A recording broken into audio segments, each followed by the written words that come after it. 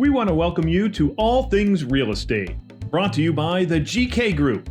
Now, here are your hosts, Brad Avergon and Gary Kelley. Well, hello, Brad. Hi, Gary. How are you today? I am stuffed with turkey and stuffing, and just like the turkey was before Thanksgiving, I'm what's left afterwards. I'm doing well. Well, that's an interesting way of looking at it. We're recording this. They don't want us to say when we record it, but Cyber Monday is when this is being recorded. So for those of you that follow what we're doing, this will get published before the end of the year, and that's a good thing. Mm-hmm. So, Brad, your holiday was your Thanksgiving holiday was good? It was great. We had a bunch of people here. We ate more than we should have, and but it was wonderful. I did that Thanksgiving thing. I saw you there. That nice thing we do, the dinner for the community, and then came back here and fed myself for Thursday, Friday, Saturday. We had a lot of turkey and leftovers, so that's always fun. My Thanksgiving was start in Uxbridge with my daughter and her family, and then move to the Westboro Community Thanksgiving, and where you prepared and cut and carved food, and I was the greeter and all that. And then I drove up to Maine and spent some time up there with family and friends. So it was good. Excellent. Good. Excellent. Thanksgiving is, I think you know, is my favorite holiday. So you've got to try to do what you can to enjoy the time when you can. I didn't know that, Gary. That's a good little piece of Gary trivia that I didn't know till now. So it's absolutely. I mean, you get together with people that you want to be with. You don't have to do gifts. It's you eat like pigs. You watch TV, football games. It's just fun, and there's no pretense.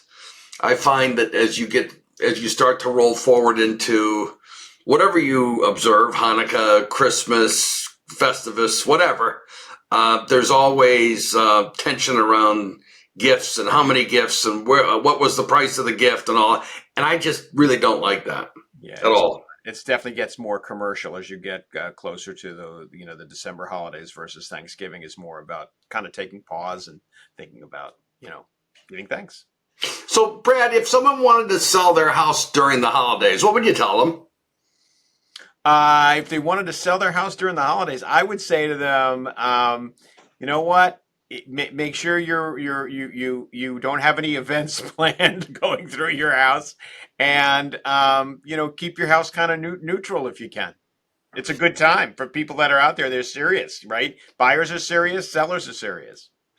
That's true, and I think that one of the keys is that people say, "Oh, I don't want to have people coming through my house. I want to put up my decorations and stuff," and all that's true. And you should be comfortable.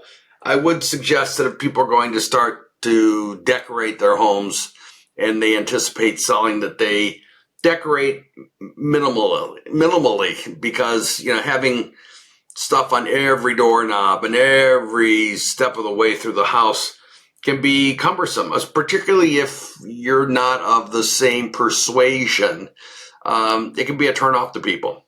Yeah, I think you're right. I think a lot of, when people look at a home, one of the things that sellers forget sometimes is that they may be coming from a different background. They may be minimalist. They may be of another faith. They may be there. And so the ability to picture themselves in that home, if it's decorated very differently than they might decorate, becomes a little bit more challenging. The other thing is, don't forget, if people are walking around your yard, I don't know if you noticed, like a lot of people have those blow up Christmas ornaments and different things like that. There's cords, there's wires. You don't want anybody tripping over one of those things and hurting themselves. So you do kind of have to keep in mind, if you're selling your house, I think being a minimalist that year is probably a good suggestion. But at the same time, in the words of the infamous Donald Trump, we're going to say Merry Christmas to each other, if that's what's needed. And I don't care if you're Merry Christmas, Happy Festivus, Happy Hanukkah. It doesn't matter. And I'm not trying to make this a political thing. I'm trying to be a little funny. At the same time, you've got to celebrate what you celebrate, and because you get to do it once a year, basically. I know that there are people, I've been in houses where people put up the let's say Christmas decorations, and they leave them up year round. Really? Yeah. Yep. It's a little odd, but that's what they like. And, their view is, we love Christmas. Why would we take it down in mid-January and put it away? Now, that's not quite for me, but that's okay. Yeah. Yeah. I think one of the things people forget is, this time of year, it starts getting dark earlier. So I think right now in our area in particular, sundown's at 4:16. So, you want to see a house in the evening, it'd really be nice if the sellers left their lights on. Absolutely. Okay, at least some, because as a realtor, I walk into a property, and the first thing I'm doing once I get past the lockbox, first thing I'm doing is stumbling to find a light switch. And most light switches are within an arm's length of the door, so you're in pretty good shape. But not all. And some people, if they've got their holiday stuff, it may be impeding Gary's ability to get to the light switch, which becomes awkward because you don't want to knock someone's stuff over and all that. So I think that's important. Yeah, the other aspect of that again is not to minimize this at all, but is the safety aspect of it. If you have people walking around your house, it's very easy now to have a little bit of even a little bit of drizzle come down, and if it hits the ground at the temperature that it is right now, that's going to freeze and become black ice. And so it's really important that by keeping lights on, exterior lights on, as well as interior lights on, people can see where they're going. They're not familiar with where the black ice is forms, like you might be on your own driveway or your own walkway.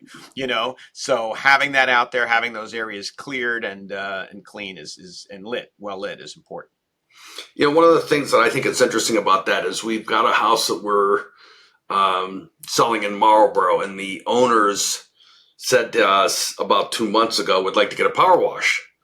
We said, okay. So we made arrangements for someone to come by with a power washer and take care of things. And then the night before, they said, we don't think we want to do that. The tenants may not play nice. But this morning, they reached out and said, we'd like to power wash the house. Well, it's 27 degrees where I am right now. So yeah. I think power washing, I did talk to the company, and the guy said that, this is their last week of doing it. He'll try to squeeze us in. So there may be a shot of doing it, but I wouldn't think of power washing in sub-freezing weather. No, that's your house could look like a big igloo. Right. It freezes out there, it freezes on contact. Well, the other thing is, I think that if it does snow, which, we've been kind of spoiled in this part of New England for a number of years now, where we really haven't had that much snow. It used to be, I remember one winter not that long ago where, we were outside every day shoveling snow. We're not shoveling the cold. And, as you point out, if it does snow and you do have icy patches in your yard, you got to clean that up. And what I say to people is you got to clean up where people walk.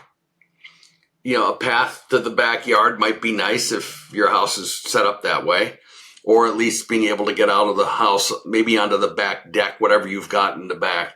But, make a path to the utilities so that the inspector, if nothing else, can get over and look at the utilities. I think that that's important.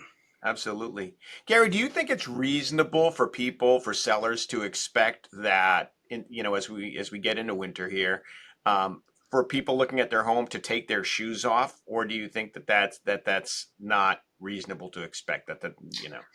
So here's the thing, okay? Generally speaking, I don't like having people take their shoes off, okay? Because you're immediately putting a negative up for someone coming into the house. Your job is to sell the house, and if the first thing someone has to do is put a booty on or whatever, that's a negative. However, contradicting myself now, if it's been snowy and it's slushy or there's puddles, yeah, I think you want to show respect to the seller's house and take shoes off or wear booties. One of my issues is that I don't have big feet, but my shoes tend to be big. And so getting the stupid booty on is not always readily done. So I end up going around in socks or bare feet.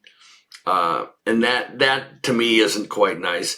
The other thing that comes up with it is if you're going to go down and take a look in the basement, you really, if it's not a finished basement, you really want to have shoes on down there.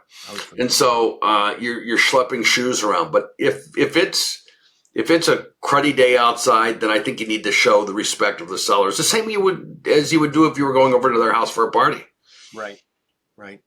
I guess that also reinforces your message to sellers, which is clear the walkway, clear the driveway, so people aren't traipsing through the snow to get to your front door, right? It's an easy path, it's cleared, and hopefully not tracking all of that stuff into your home.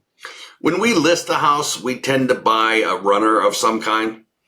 And if the house has let's say that there's an entrance with a walkway that's in the house, maybe 20 feet long, we'll get a 20-foot long runner and put it down and let people kind of walk down that before they get into the rest of the house. Again, it gets back to how do you protect the house for other people. Great idea. So I think that's important. What about light timers? Yeah, I think that's really important because, if you're not going to be home necessarily, hopefully not to show your home, right? That's what the listing agent and the buyer agents do.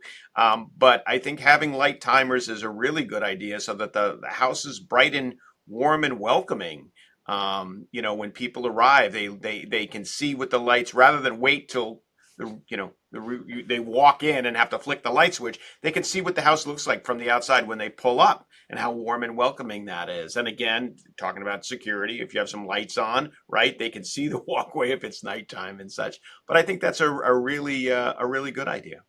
There's so many ways to do it too. I mean, if the house doesn't have lighting in the yard, you can buy some of those battery operated LED lights that go out in the yard. They don't have to look like candy canes and look like seasonally appropriate lights, but that's a way of throwing some light on the situation without going too far overboard and without putting Christmas lights everywhere.